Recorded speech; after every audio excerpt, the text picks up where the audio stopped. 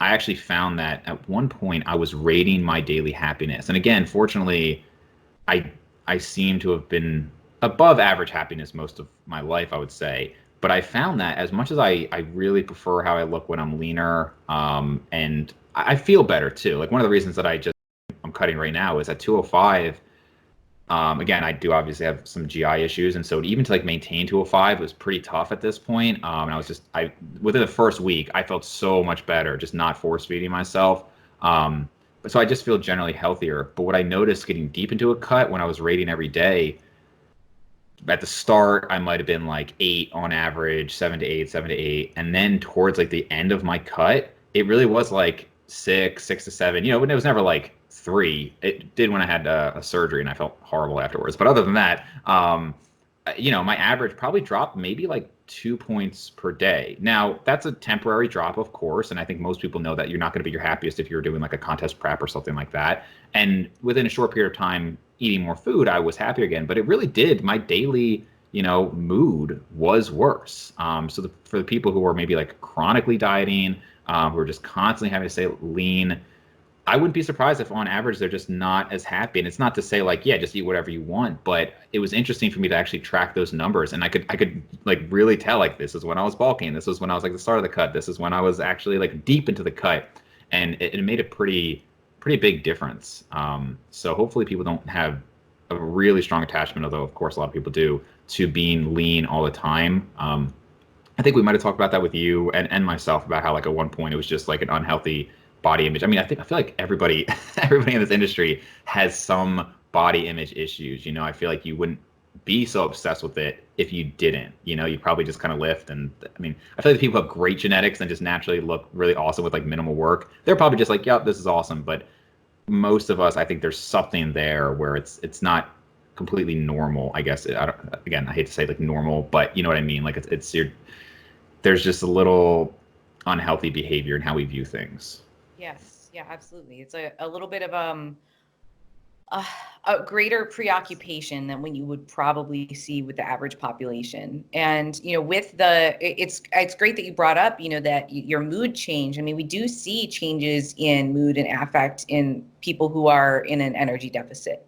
Yeah. And so, especially right now, like if you are already feeling really stressed out and anxious and depressed, it might not be an ideal period of time to cut. Like for some people, it might be fine. I have some Mhm. clients that are like, oh, I feel fine. I just kind of like the structure, and, Yeah. I'm at home all the time. So like, I don't have any, need to go out and whatnot. So this is a good time for me. And if that's their decision, absolutely. And then if other people come to me and they are kind of struggling, and saying, I still want to continue this, but I'm super stressed and it's been hard for me to, stay on the plan and whatnot.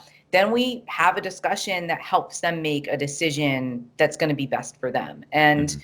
I try to, sometimes I coach with greater neutrality. Like if I'm like, it's safe for this person to continue cutting, dieting, but it would also be okay for them not to. I'll be completely neutral. In some cases, I feel like it is part of my ethical duty to recognize when a person might be at greater risk and Yeah. say, here are my concerns.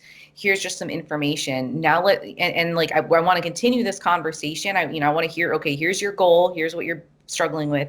Here are my thoughts. And then we have a conversation, and, might be trying to gear them toward the direction of making a change that seems to be in their best interest. But it can be really difficult to do that, and people are ultimately going to make the decision that they want to make. Like, Right. even if it's short term, even if they change their minds later, which, there's always the opportunity for that.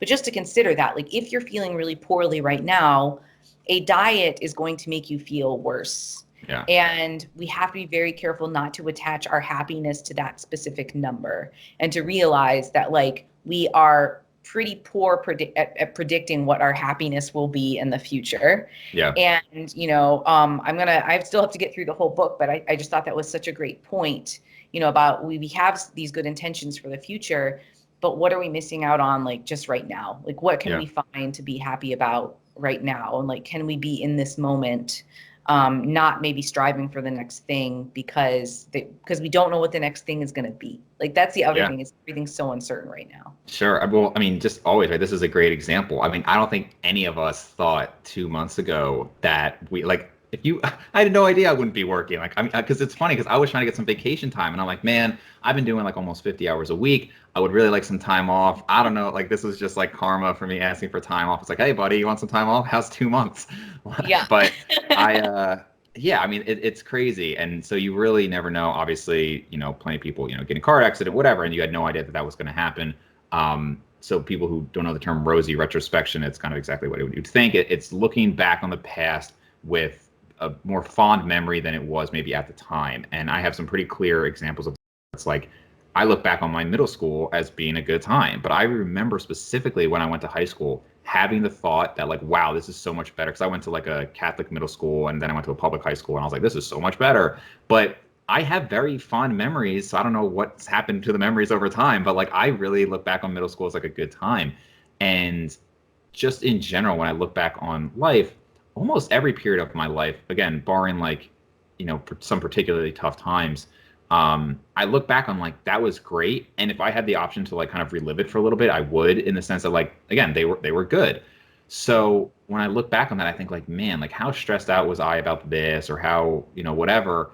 And now I look back on it and I'm like, that was so great. I mean, that's very common. Most older individuals, they look back on like their youthful time as like, oh, everything was carefree and I didn't have these worries, right? There was no mortgage payments or kids or, whatever. So I think that's something I, again, kind of, you have to consciously do it at times, but I really try to think back that like, or think that like, when so I'm 28, when I'm 38, I am like so sure that I'm going to look back at this period of time as like less stressful and carefree. Maybe not like this pandemic specifically, but generally, I'm going to look back and I was like, man, like maybe I shouldn't have complained about my body so much. I actually looked pretty damn good. I had more hair, whatever it is. I'm probably going to look back at this period of time as like a really great time that I kind of miss a little bit. So if you think about it like that, hopefully you can have some perspective, because it's I hate to be like so cliche, you only live once, enjoy it. But really, I mean, to an extent,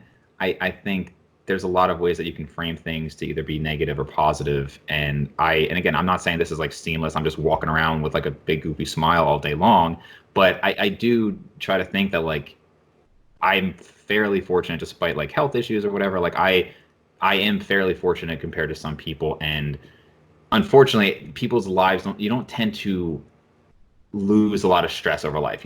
As we age and stuff, you tend to have more health issues and more stress and things like that. So not to not to put that negative spin on it, but just try to think about like, my future self is probably going to look back at this as like a really great time. So try to make the most of it.